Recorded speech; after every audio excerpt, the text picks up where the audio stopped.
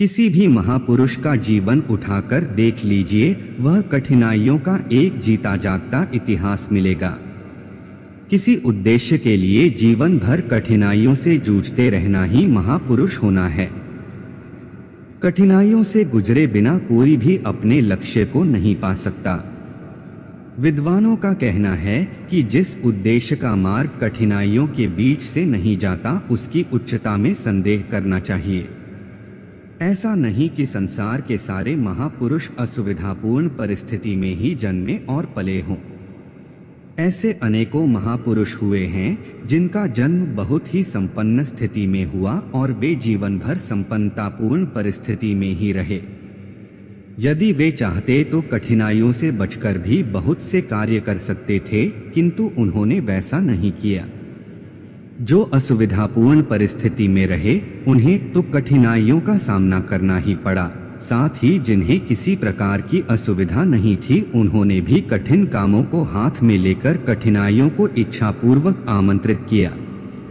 वास्तव में बात यह है कि कठिनाइयों के बीच से गुजरे बिना मनुष्य का व्यक्तित्व अपने पूर्ण चमत्कार में नहीं आता, और न सुविधापूर्वक पाया हुआ सामान्य व्यक्तित्व किसी को पूर्ण संतोष देता है। कठिनाइयाँ एक ऐसी खराद की तरह हैं जो मनुष्य के व्यक्तित्व को तराश कर चमका दिया करती हैं।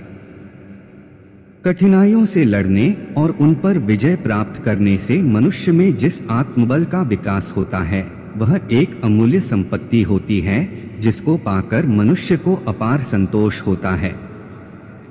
कठिनाइयों से संघर्ष पाकर जीवन में एक ऐसी तेजी उत्पन्न हो जाती है जो पथ के समस्त झाड़ झंखाड़ों को काटकर दूर कर देती है। एक चट्टान से टकराकर बढ़ी हुई नदी की धारा मार्ग के दूसरे अवरोध को सहज ही पार कर जाती है। अपने व्यक्तित्व को पूर्णता की चरमावधि पर पहुंचाने के लिए ही भारतीय ऋषि मुनियों ने तपस्या का कष्टसाध्य जीवन अपनाया। घर की सुख सुविधाओं को छोड़कर अरण्य आश्रमों का कठिन जीवन स्वीकार किया। हर आर्य गृहस्थ का धार्मिक कर्तव्य रहा है कि वह जीवन का अंतिम चरण सुख सुविधाओं को त्याग कर कठिन परिस्थितियों में व्यतीत करने के लिए वानप्रस्थ तथा संन्यास ग्रहण किया करते थे। भारतीय आश्रम धर्म के निर्माण में एक उद्देश्य यह भी रहा है कि घर गृहस्थी में सुख सुविधाओं के बीच रहते रहते मनुष्य के व्यक्तित्व में जो निस्तेजता और ढीलापन आ जाता है, वह संन्यस्त जीवन की कठोरता से दूर हो जाए और व्यक्ति अपने परलोक साधना के योग्य हो सके। कठिनाइयाँ मनुष्य को चमकाने और उसे तेजवान बनाने के लिए आती हैं। कठिनाइयों का जीवन में वही महत्व है जो उद्योग में श्रम का और भोजन में रस का।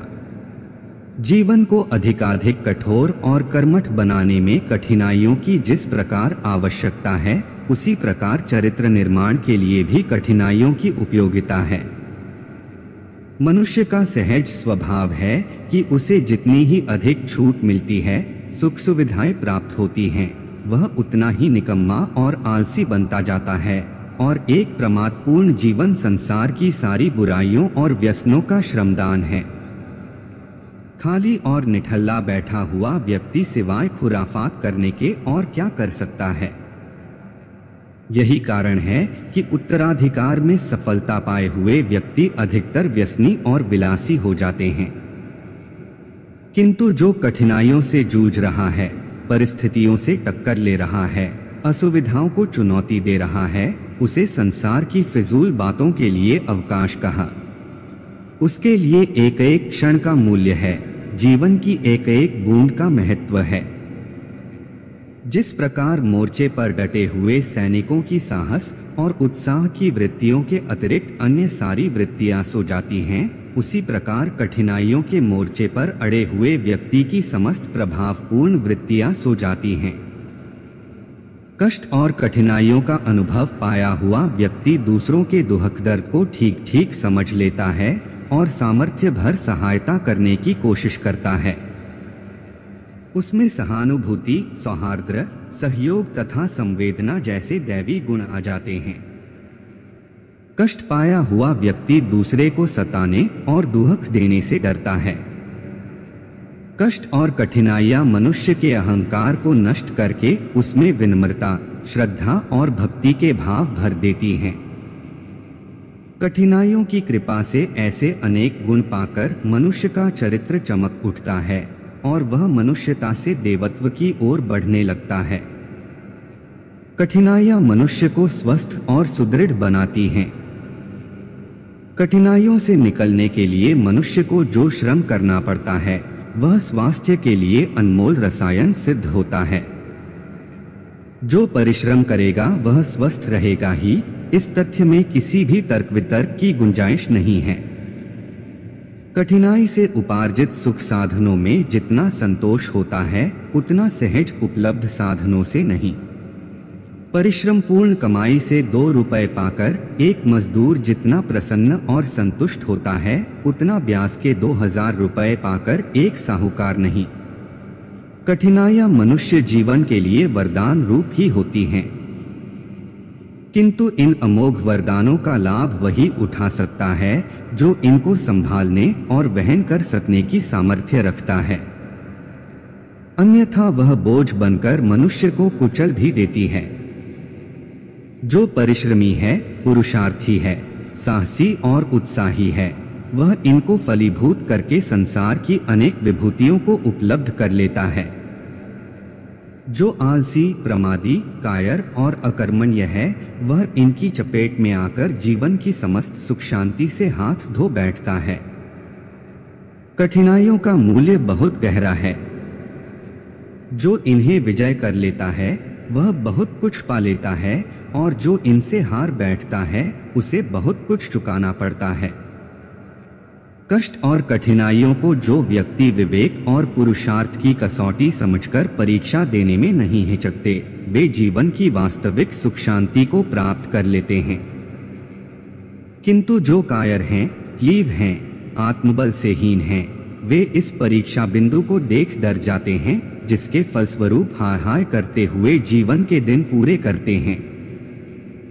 न उन्हें कभी शांति मिलती है और न सुख। सुखों का वास्तविक सूर्य दुहकों के घने बादलों के पीछे ही रहता है।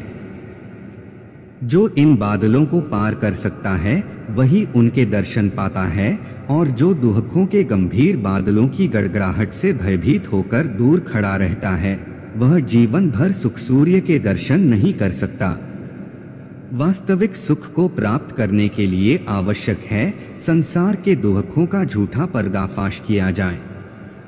शीतलता का सुख लेने के लिए गर्मी को सहन करना ही होगा। केवल मात्र सुख सुविधाओं से भरा जीवन अधूरा है। जब तक मनुष्य दुहकों का अनुभव नहीं करता, कष्टों को नहीं सहता, वह अपूर्ण ही रहता है। मनुष्य की पूर्णता के लिए दुहक तकलीफों का होना आवश्यक है। दुहकों की आग में तपे बिना मनुष्य के मानसिक मल दूर नहीं होते और जब तक मल दूर नहीं होते मनुष्य अपने वास्तविक रूप में नहीं आ पाता। इसके अतिरिक्त कष्ट क्लेशों का सबसे महत्वपूर्ण उपयोग यह है कि उनके आगमन पर गरीब को बड़ी तीव्रता से ईश्वर की याद आती है।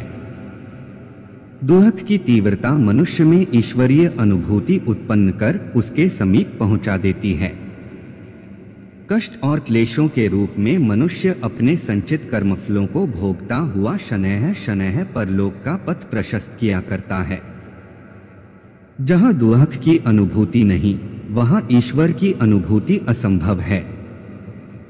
यही कारण है कि भक्तों ने ईश्वर के समीप रहने के साधन रूप दुहक को सहर्ष स्वीकार किया है। कष्ट और कठिनाइयों को दुहक मूलक मानकर जो इनसे भागता है उसे यह दुहक रूप में ही लग जाती हैं और जो बुद्धिमान इन्हें सुख मूलक मानकर इनका स्वागत करता है उसे यह देवदूतों के समान वरदायिनी होती है।